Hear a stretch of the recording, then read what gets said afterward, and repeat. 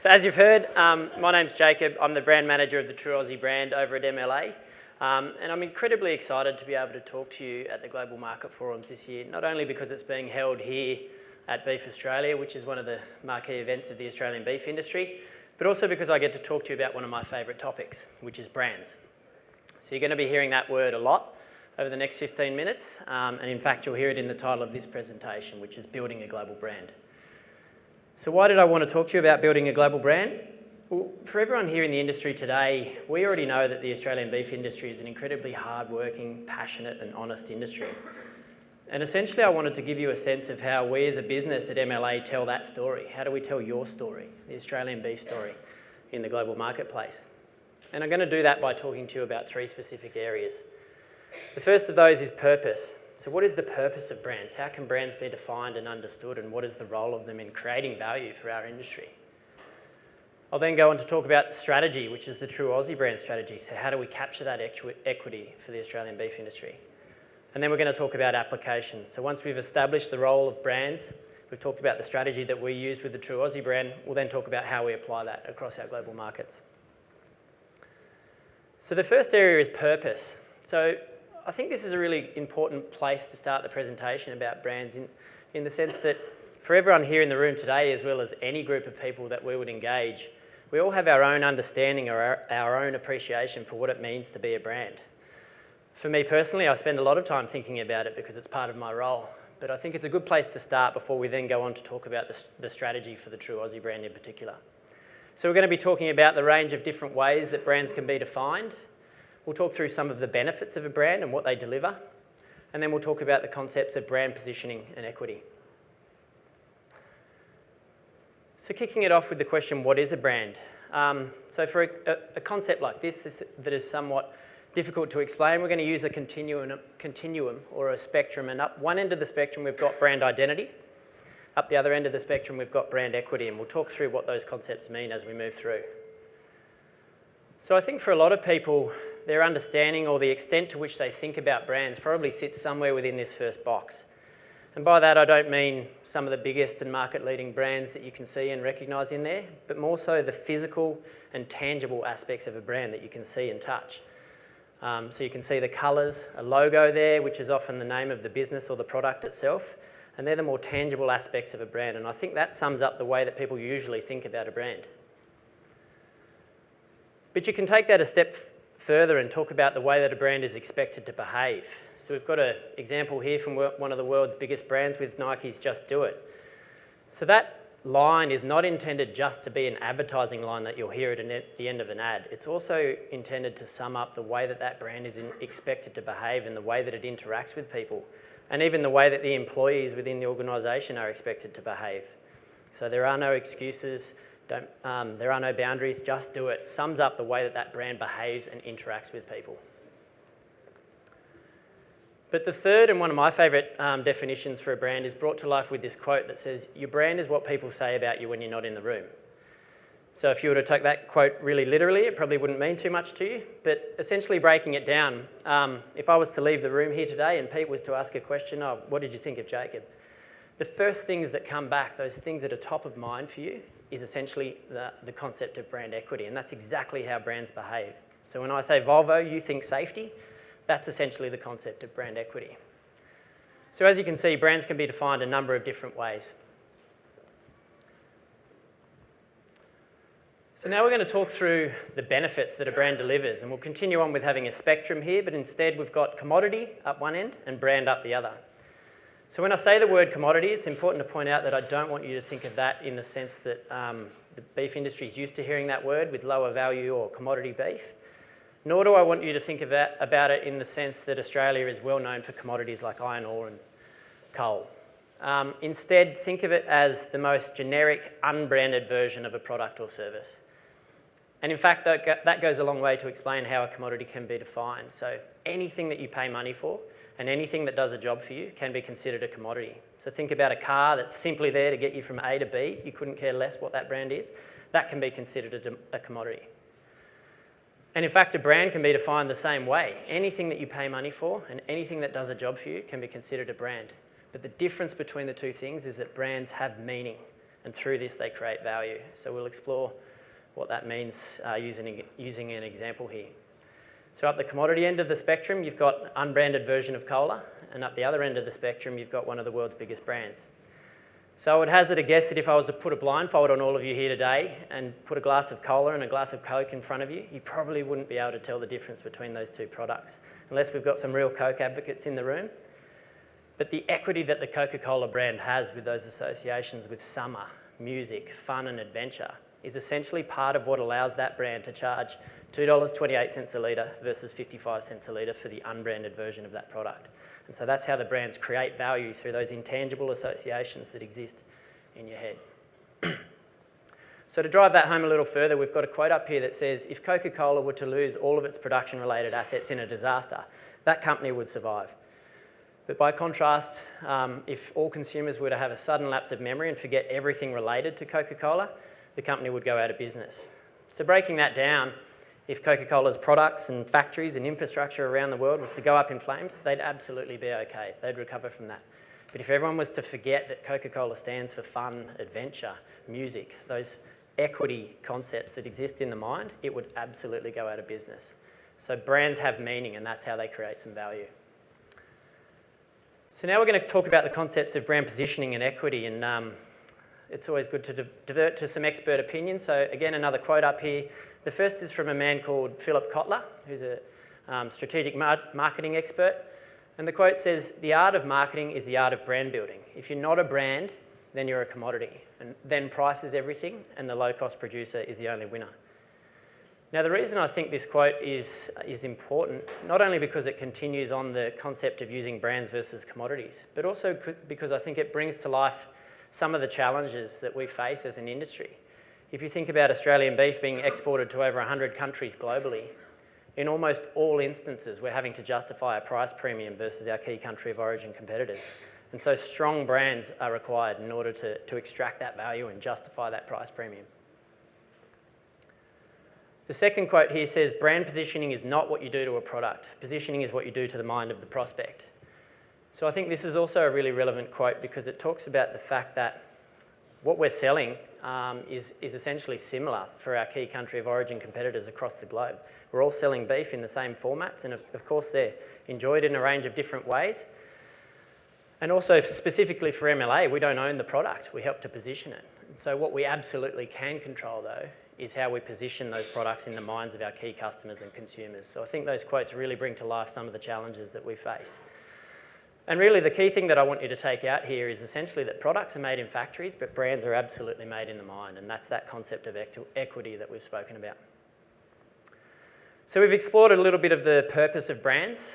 We've talked about the fact that they can be defined a number of different ways. We've talked about the fact that a strong brand has meaning, and ultimately that's what allows them to create value. So as you can see, brands are absolutely critical to the success of the Australian beef industry. So now that we've talked about the role of brands, we're going to talk about our brand in particular, the True Aussie brand, and we'll talk through the strategy. So I'm going to take you through a little bit of the history of the brand and how the brand came to fruition, what the brand stands for, so what the equity of the True Aussie brand is, and then how that strategy informs our messaging across our marketing programs at MLA.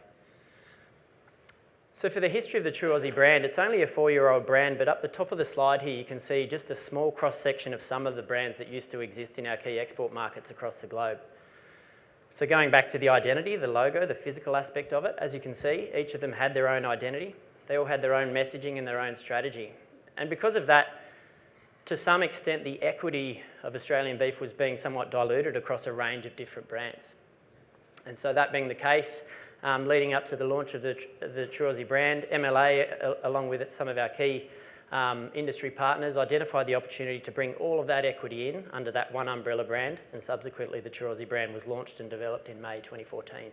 And so that's one unified and consistent brand positioning and identity for all of red meat.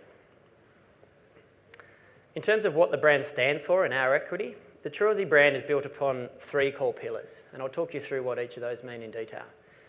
So the first of them is called the ideal home. So for Australia in the global marketplace, we know that Australia is incredibly well perceived. It's a beautiful country. From a tourism perspective, it's incredibly popular. But that's not enough for us as a beef industry. What we then need to do is think about the things that make Australia the ideal home for the beef industry, and that's the fact that we have wide open spaces for our cattle to roam free. We've got great border protection and biosecurity so that our animals are able to live free from disease. And so put really simply, that first pillar is about the fact that there is simply no better place on earth to raise and produce beef. The second pillar, peace of mind, is about the fact that across the industry we have a range of different quality and integrity systems, and each of those systems on their own, in isolation, is not the sexy thing that's going to sell to our customers and consumers. But if you ladder them all up, essentially what that does is gives our customers and consumers peace of mind that what they're purchasing is fit for purpose. And then the final pillar is pure enjoyment. And to some extent, this pillar is the result of the two pillars that come before it. But put really simply, Australian beef is really enjoyable. It's exported to over 100 countries and enjoyed in a range of different cuisines and formats, and there's nothing better than Australian beef. And so this framework is what we use to frame up all of our brand programs using the True Aussie brand across the globe. So how does that work to inform our actual messages when we're delivering programs? So we've talked through what the pillars mean, and that on its own is a bit theoretical. What we then need to do is, sitting underneath each of those pillars, is extract a range of key messages that sum up what those pillars mean and that we can put into our programs. And then we use data and insights and local market expertise to prioritise what those messages are and how they differ across each of the markets that we're operating in. But that on its own isn't enough. Once we have those key messages, we then need to make sure that we're executing them in a way that resonates with the local market consumer. And that's where we really rely on the expertise of our agencies and our in-market experts to deliver those messages in a way that's relevant to the people that we're talking to. And so this approach just essentially allows us to deliver the right message for the right market in the right way. So we've explored a little bit about the strategy of the True Aussie brand. We've talked about the history of the brand, the core pillars and the equity of the brand and what it stands for, and the fact that local market context is always used in the way that we're executing those messages. So we've got strategic foundations, and the way that we do that allows us to deliver contextually relevant messages. So now we'll talk about application. So we've established the role of brands in creating value. We've talked through the strategy of the True Aussie brand. Now, how do we apply that? So we'll be talking through brand architecture, which is essentially a fancy marketing term to say what is the role of that brand versus other brands. We'll talk through some of the key processes that we use to deliver success with that brand, and then the activities and the environments that the brand actually exists in. So starting off with brand architecture, we'll use a pyramid here just to explain the role of the different brands that you can see up there. So for anyone who's reading the papers and has their ears to the ground, you'll know that the Australian government has recently re-announced plans to launch their Brand Australia project again. And so that brand really builds a platform for all industries, from tourism, finance, science and technology, you name it. It's there to represent and strengthen what it means to be Australian in the global marketplace. But sitting a level above that, you've then got category brands, and this is playing a really important role to strengthen and prioritise what it means for the beef industry as a category and how we differentiate ourselves from our key country of origin competitors. So at a category level, that really helps to differentiate us from our competition, and that's the role of the True Aussie brand in being that added value platform to talk specifically about the beef industry. And then above that, you've got your individual brand owners and export brands that will talk about their specific points of difference from a commercial perspective, and that could be breeds, days on feed, pricing would come in at that level. And so as you can see, there's a really clearly defined role for each of the brands in that pyramid. So I won't labour the point here, but just on processes and what we're trying to achieve with the brand, you can see a little bit of a spectrum here on the side. Essentially, that's just there to show you that in terms of how we deliver the brand, at least once a year or every 5 years as part of our strategic planning process at MLA, we'll review the brand performance and document those findings. We share them, analyse and discuss them, and then we need to agree on the implications. So if we've got a list of 10 things that we need to address, which ones should we actually address and how? And then we implement them, we put them into our programs and we take action and evaluate how we're going. So really that's a cycle that continues to happen to ensure that we're delivering success on the brand. And then in terms of what we're trying to achieve with the True Aussie brand, it's only a 4-year-old brand. So really we're trying to build brand awareness of that brand. I talked about the fact that the key messages are different in all of the markets that we operate in. So we want to make sure that key message takeout is clear across each of the markets. And then we measure things like recognition and penetration in the retail and food service sector, and then the reach, the value, and just getting positive feedback from our industry about how we're implementing that brand. So just having clear processes allows us to deliver long-term health for the brand. So in Michael's presentation, he talked about the fact that the marketing function at MLA has 3 parts to it. So there's market knowledge, market access, and marketing and promotion. But for the sake of this part of the discussion, I just want to zero in on the marketing and promotion pillar, and in particular business development and brand building, and talk through what they mean for the True Aussie brand. So your business development is essentially your business-to-business marketing platform, and that's where we're talking to other businesses within the supply chain about what points of difference Australian beef has and what makes us better or different to our key country of origin competitors. And the types of environments you'd see that come to life in is your trade shows and seminars, training programs in the food service sector and with chefs, and really your capability building with your supply chain partners.